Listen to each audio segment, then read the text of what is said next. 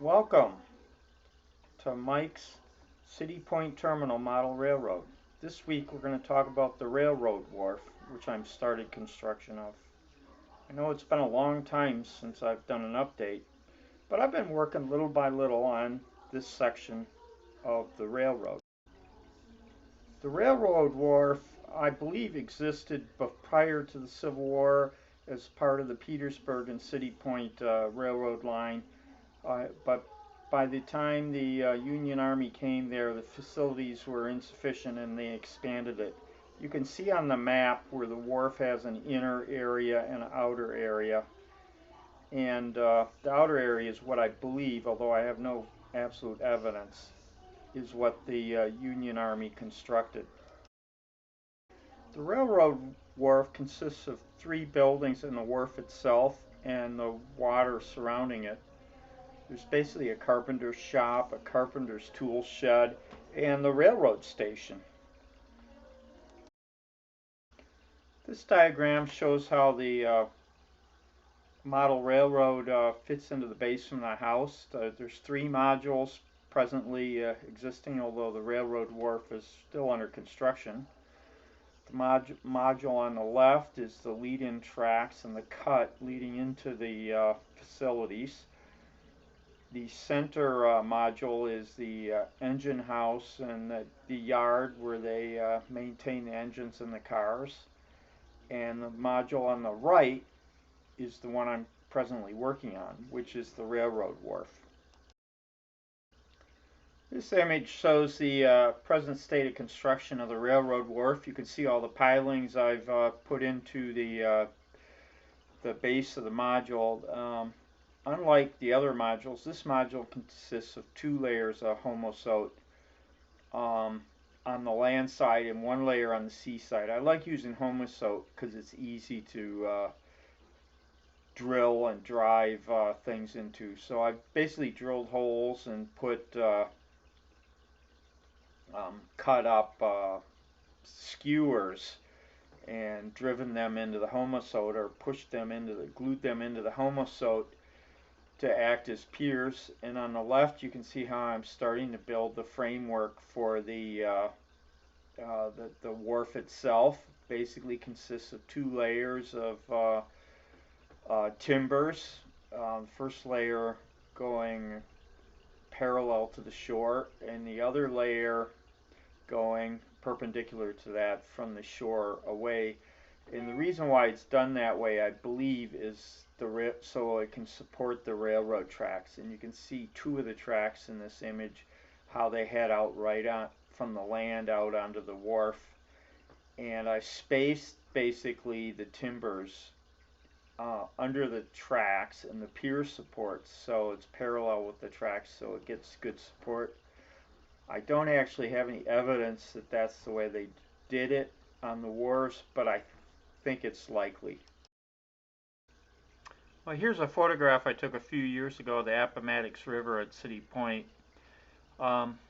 This day it was bright blue skies and sunny, so the water basically reflects the sky, but you can see near shore how in the shadier area the water looks a little brown, so that's kind of how I modeled it. The dates I'm modeling, late March 1865, were cloudy. The river was running extremely high at that time, or the rivers were running extremely high, so I basically just painted a greenish brown on top of the homosote and then coated it with a couple layers of lacquer to give it a reflective quality.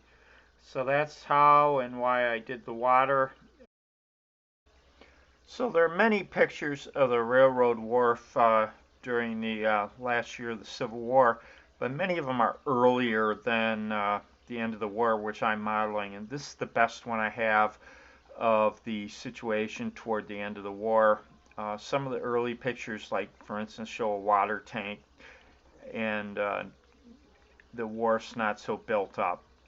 So this is kind of the scene I expect I'll be modeling. There's a ton of lumber in this scene. I'm not sure I'm going to model all that, but that just gives you the idea of the scope of construction going on at City Point.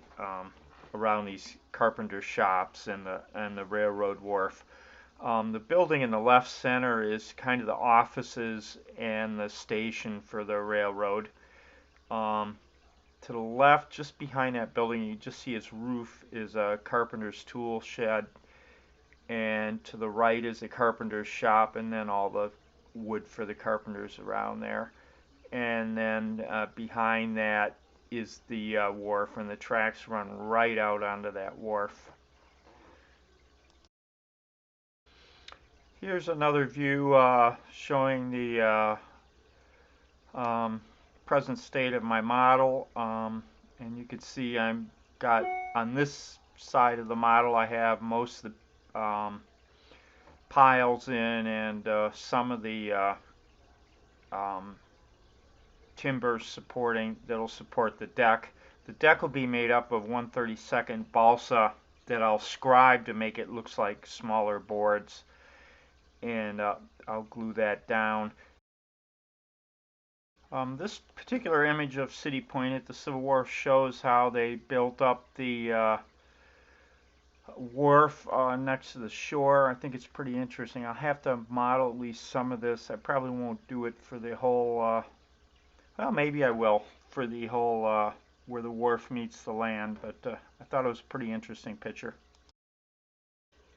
This particular picture shows where the three buildings will be. The nearest one is the carpenter's tool house. The one in the middle distance is the station and headquarters for the railroad, and the one in the distance is the carpenter's shop. I think it's kind of interesting how the tool house extends over the water onto the wharf itself, which will make some interesting modeling. This image looks west from the railroad wharf, but the reason why I like this image is it shows how the patchwork nature of the decking on the wharves exists, so I'll have to model that as best I can. Yeah, this image shows the tracks and how it'll go. This is kind of, I've got it mocked up, but it kind of shows how I'll have the tracks going over the timbers, and the pier supports are directly under those, modeling how at least I would build a railroad out over onto a wharf. This image shows a locomotive being landed at the transfer wharf at City Point, and the interesting thing about it is you can see in the right corner that the track is laid directly on the decking, which is not something I would have expected, but there's actually another picture of the ordnance wharf showing the same thing, where the track's right on the decking. So in my model I'll be doing the same thing. So I bought this book from Sea-Watch Books, and it's a scale model, plans for a scale model of the Confederate blockade runner Hope. Now the interesting thing about the Hope is it was actually captured by the Union Navy and sold to a contractor that did some of the supply, and there are two pictures of the Hope in the James River, one at City Point and another one at Richmond. So I know it was in the James River toward the end of the war, so I'm building up a model of it, and this is based on the plans out of that book. The book has plans for 1/48 scale or 1/96 scale, but I need to build HO scale, which is 1/87th. It turns out a 1/87th model is about 10% bigger than a 1/96 model. So the nice thing about that book that Sea-Watch publishes, they provide digital files that I can print and scale. So I've printed this. The hull shape was being drawn by scaled plans, so it will be a 1/87th scale model of the Hope, which although it's not a Navy or Army ship, it was used by a contractor to deliver supplies. And one neat thing is a picture of it actually at Richmond, slightly after the time I'm modeling it, shows it the deck loaded with boxcars, which is really cool. So that's bring you up to date on current state of my model railroad and how the railroad wharf is progressing. Hope you enjoyed the little tour.